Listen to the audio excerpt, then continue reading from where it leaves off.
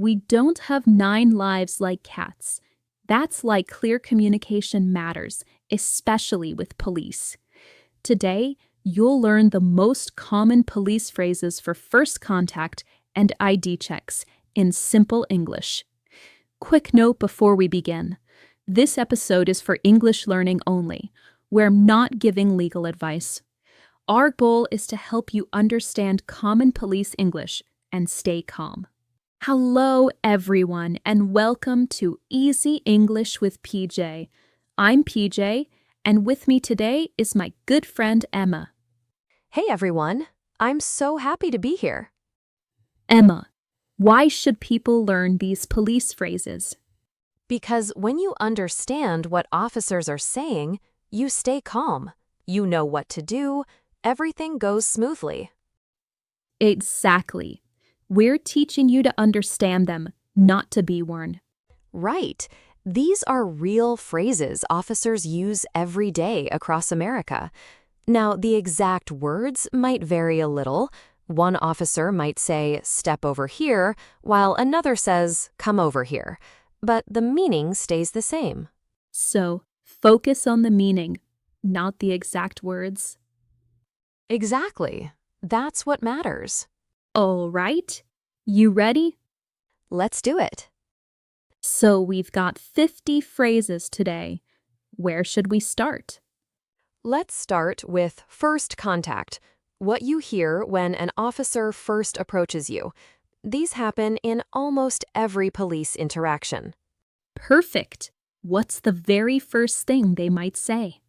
Usually something polite like, "Excuse me, sir," or "Excuse me, ma'am." Just a respectful way to get your attention. Simple. What comes next? Then they'll say, "Can I speak with you for a moment?" That means the officer wants to talk briefly. Or, "What's going on here?" which asks about the situation. Another common one is, "What seems to be the problem?" Sometimes just, "What's the problem?" Those sound pretty normal. What about checking if someone's okay? Officers often ask, "Is everything okay?" It shows they care about your safety. Makes sense. What happens after that? Now things get more serious. You might hear, "Step over here, please." Move to where the officer is pointing. Some say, "Come over here," instead. Then there's, "Stay where you are." Don't move at all. "Do not move" is stronger. It means freeze right there. I can hear the difference. One's a request, the other's a command. Exactly. "Stand right there" is similar. Stay in that exact spot. Now, here's something really important. Officers need to see your hands for safety.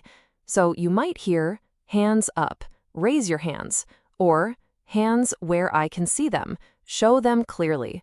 Sometimes, "Show me your hands," and "Keep your hands visible." Don't hide them in your pockets. Why is that so important? Safety. When officers can see your hands, they know you're not reaching for anything dangerous. It keeps everyone safe. Got it. What else? Turn around means rotate your body. Face away from me means turn so your back is toward the officer. Sometimes they say both together. Step back means move backward, away from the officer. And if things feel tense? Officers have calming phrases. Slow down means move or speak more slowly. Calm down means relax. You might also hear just relax. And take a breath is literal. Breathe deeply to help yourself calm down. What about when people are talking over each other? Listen to me means pay attention. Sometimes just listen or pay attention. One at a time means only one person should speak. Lower your voice means don't shout. Sometimes keep your voice down. And the last few? Let's slow this down means the officer wants to reduce tension. I need your cooperation asks you to work with them. Sometimes I need you to cooperate. And do exactly as I say means follow instructions precisely. If this is helpful, hit that like button.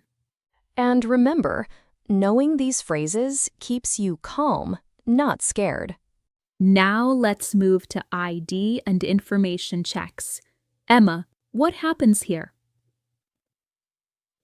This is when officers need to know who you are. They'll ask for ID and basic information.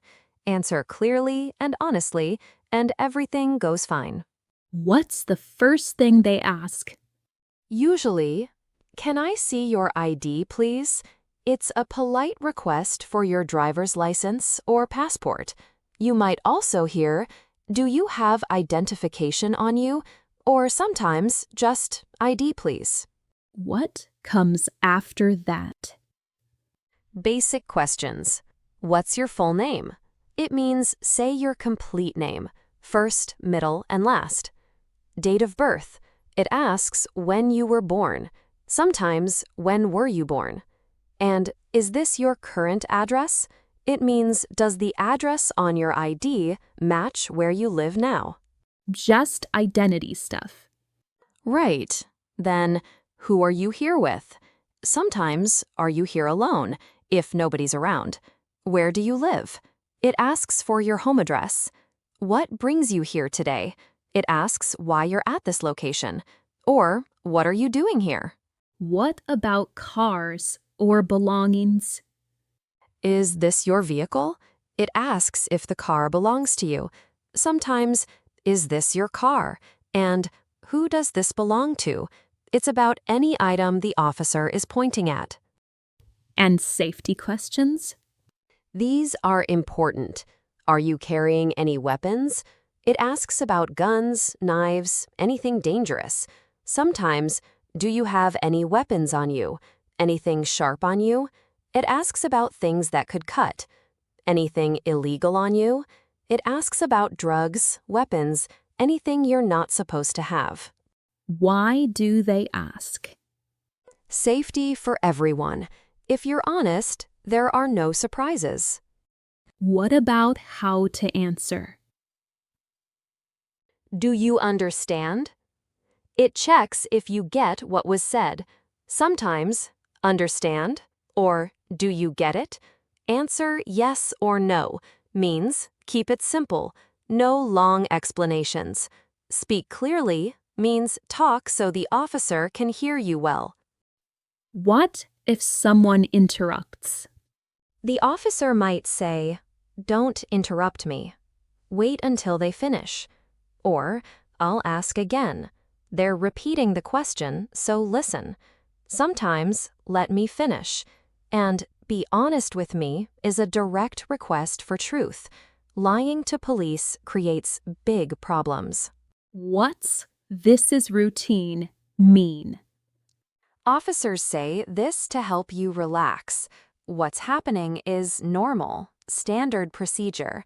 You might also hear, "This is standard," or "This is just procedure." That's helpful. What else? I need accurate information means your answers need to be correct. Just answer the question means respond to what was asked. Don't add extra.